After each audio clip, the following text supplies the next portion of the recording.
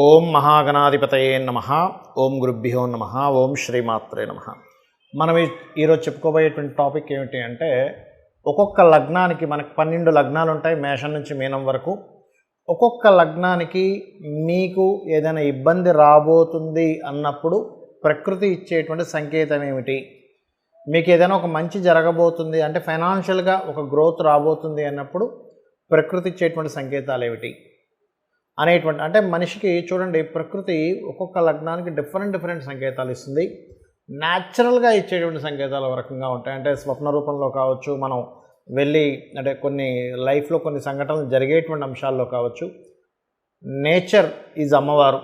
ఆ యొక్క నేచర్ మీకు ఎటువంటి సంకేతాలు ఇస్తుంది అనేటువంటి విషయం మనం ఒక్కొక్క లగ్నరీత్యా మనం తెలుసుకుందాం. కన్యా లగ్నము, కన్యా రాశి. మీకు ప్రకృతి అంటే అమ్మవారు మీరు చేయబోయేటువంటి విషయం ఇది రాంగ్ డెసిషన్ అవ్వబోతుంది, మీరు ఇక్కడ జాగ్రత్తగా ఉండాలి అనేటువంటిది ప్రకృతి రూపంలో, మన చుట్టూ ఉండేటువంటి పరిసరాల రూపంలో లేదా స్వప్న రూపంలో మీకు ఎటువంటి ఇండికేషన్స్ ఇస్తుంది అనేటువంటి విషయం నేను మీకు చెప్తాను.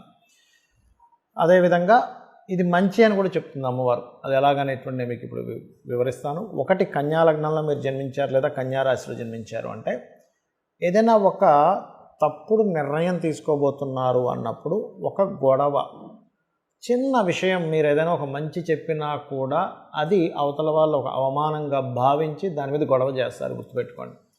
అది మీ జీవితంలోనైనా జరగవచ్చు, లేకపోతే ఇంకొకరి జీవితంలో జరిగిన దాన్ని మీరు పేపర్లోనో టీవీలోనో లేకపోతే ఇంకొక దగ్గర ఎక్కడైనా వినవచ్చు. అందులో ముఖ్యంగా అన్నదమ్ముల మధ్యన జరిగినటువంటి ఒక అన్నదమ్ముల మధ్యన కావచ్చు, అక్కచెల్లెల మధ్యన కావచ్చు జరిగినటువంటి ఒక ఘర్షణ సంబంధించిన వాతావరణం కావచ్చు, లేదా మీ యొక్క సిబ్లింగ్స్కి ఏదైనా ఒక ఇబ్బందికరమైన వాతావరణం జరిగిందని మీరు వినడం కానీ, చదవడం కానీ, లేకపోతే ఇంకెక్కడైనా సరే సిబ్లింగ్కి అతనికి ఉన్నటువంటి కండిషన్స్ అట్లాంటివి జరిగాయని వినడం కానీ, లేకపోతే సమ్టైమ్స్ ఒక్కొక్కసారి చూడండి, ఒక్కోసారి ఏదైనా ఒక పెద్ద ఎత్తైన ప్రదేశం నుంచి ఒకటి పడిపోయిందని ఇట్లాంటివి వింటారు. ఆకస్మికంగా జరిగిన సంఘటనలు మీకు వినబడ్డం, కనబడడం జరుగుతుంది.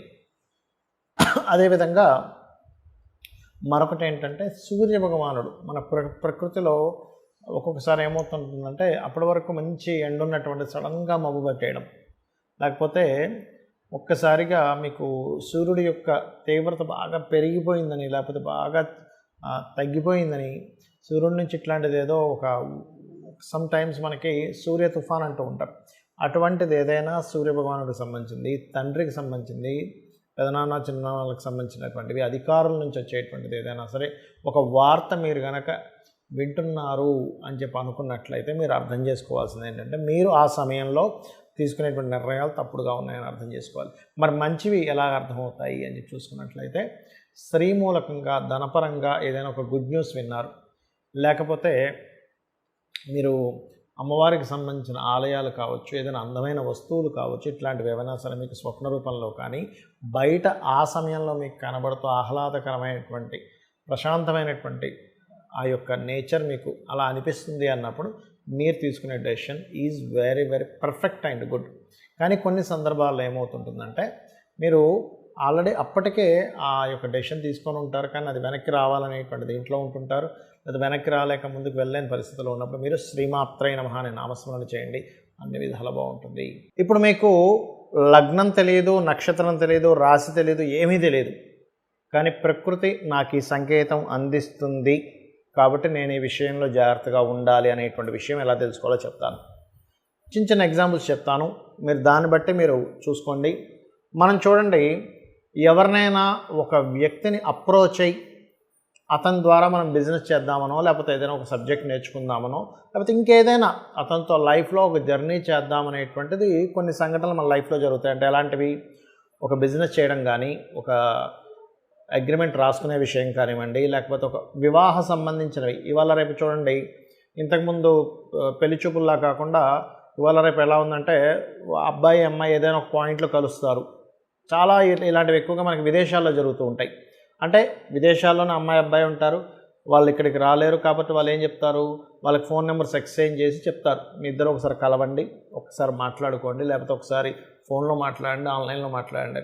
అలాంటప్పుడు మీకు ఆ పార్ట్నర్ని ఎంచుకునే విషయంలో కావచ్చు, అది లైఫ్ పార్ట్నర్ బిజినెస్ పార్ట్నర్ అంశంలో కావచ్చు, తరచూ మీకు ఏదో ఒక ఆటంకం జరుగుతుంది ఆ ప్రయాణంలో, అంటే అక్కడికి వెళ్ళేటువంటి పరిస్థితుల్లో కావచ్చు, ఆ ఫోన్ కాల్ రిసీవ్ చేసుకునే పరిస్థితుల్లో కావచ్చు, అది మీకు సరైనటువంటి సంబంధం కాదు అని మీరు అర్థం చేసుకోండి.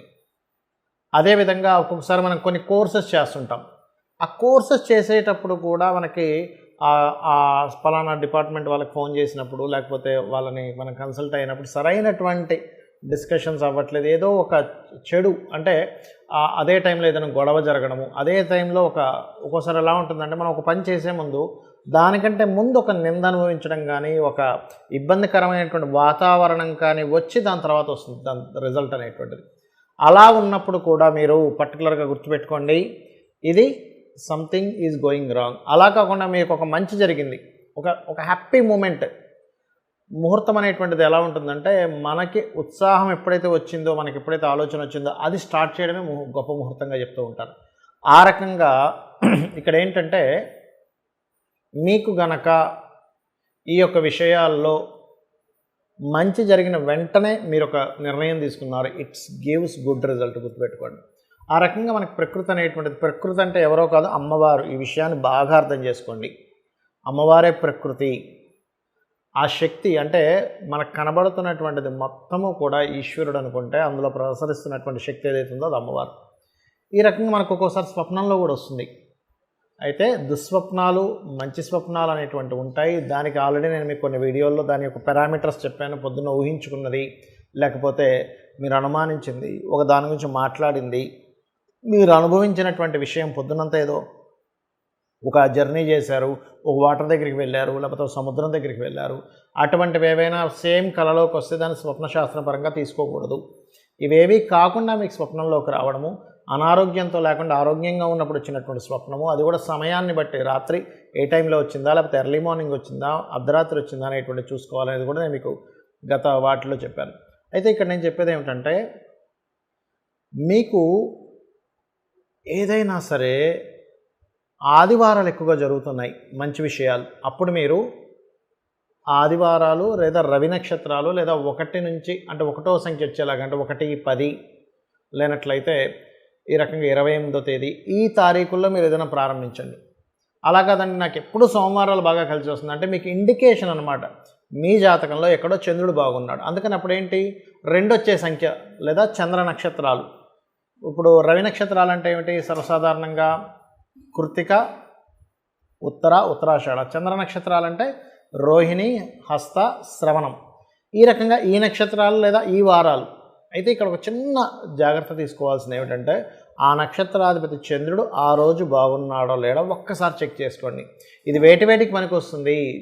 మీరు చూడండి, వాళ్ళ రేపు చాలామంది చేపల చెరువులని, రొయ్యలకు సంబంధించినవని, బిజినెస్ సంబంధించినవని నష్టపోతూ ఉంటారు.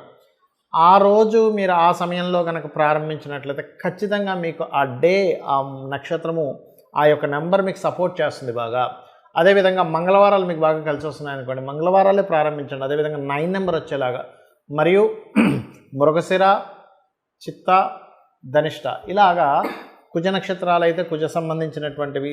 అయితే ఇక్కడ ఏంటంటే మనకి శాస్త్రంలో ఫలానా నక్షత్రం ఫలానా దానికి మంచిది అని చెప్పారు. దీని మీద నేను మీకు నెక్స్ట్ వీడియోస్లో చేస్తాను. ఏ నక్షత్రం దేనికి పనికి వస్తుంది, దేనికి సంబంధించిన స్ట్రెంత్ దేనికి ఉందనేటువంటిది, అది నేను మీకు నెక్స్ట్ చేస్తాను. అయితే ఇక్కడ ఏంటంటే మన లైఫ్ ఏదైతే ఉందో, ఎవ్రీ సెకండ్, ఎవ్రీ మినిట్ మనం తీసుకునే నిర్ణయం మీద ఆధారపడి ఉంటుంది. మనం అనుకుంటాం మనం నిర్ణయం తీసుకుంటున్నామని, కానీ మన నిర్ణయం వెనకాతలు ఉండేటువంటి అద్భుతమైన శక్తి ఏదైతే ఉందో అది అమ్మవారు మనకెప్పుడు కూడా కనెక్ట్ అయి ఉంటుంది. అయితే మనకు కంప్లీట్గా కనెక్ట్ అయ్యి ఉండాలి అంటే మీరు అమ్మవారితో ఎప్పుడు మాట్లాడుతూ ఉండాలి. అంటే అలాగా మీరు ఏదైనా ఒక పని చేసేటప్పుడు, నేను ఇది చేస్తున్నాను అమ్మ, నాకు ఇది మంచా కాదా నువ్వే నిర్ణయించు అన్నప్పుడు ఏం చేస్తుందంటే అమ్మవారు ఖచ్చితంగా అక్కడ కనెక్ట్ అవుతుంది. అలా కనెక్ట్ అయ్యి మీకు ప్రతి అంశంలోని, ప్రతి అడుగులోని, ప్రతి దీంట్లోని మీకు సపోర్ట్ చేస్తూ ఉంటుంది. తద్వారా మీరు ఎప్పుడు సక్సెస్ రేట్లో ఉంటారు. కాబట్టి మీరు చేయండి, ఖచ్చితంగా మీరు లైఫ్లో సక్సెస్ అవుతారు. దీంతో పాటు ఉదయము సాయంత్రము కూడా లలితా సహస్రనామాల యొక్క శ్రవణము లేదా పఠనము చేయండి. 100% లలితా సహస్రనామాల వాళ్ళ యొక్క శ్రవణం కానీ పఠనం కానీ చేసినప్పుడు ఏమవుతుందంటే మన కర్మలన్నీ కూడా మన ఆరాతో కనెక్ట్ అయి ఉంటాయి, మన షట్చక్రాలతో కనెక్ట్ అయి ఉంటాయి. ఆ ఆరాలో ఉన్నటువంటి బ్యాడ్ కర్మాస్ ఏవైతే ఉన్నాయో ఈ యొక్క లలితా సహస్రనామాలు కానీ లేకపోతే విష్ణు సహస్రనామాలు కానీ ఆ యొక్క తరంగాల ద్వారా అవి క్లియర్ అవుతాయి. మన చుట్టూ ఉన్నటువంటి ఆరా మన యొక్క సక్సెస్కి, మన యొక్క ఫెయిల్యూర్కి కనెక్ట్ అవుతుంది. మీరు ఎప్పుడైతే దాన్ని క్లియర్గా పెట్టుకున్నారో మన నిర్ణయాలు, మన సక్సెస్ రావడం ఇవన్నీ కూడా అద్భుతంగా జరుగుతాయి. అమ్మవారి యొక్క అనుగ్రహం మీకు కలుగుతుంది. శ్రీమాత్రే నమః.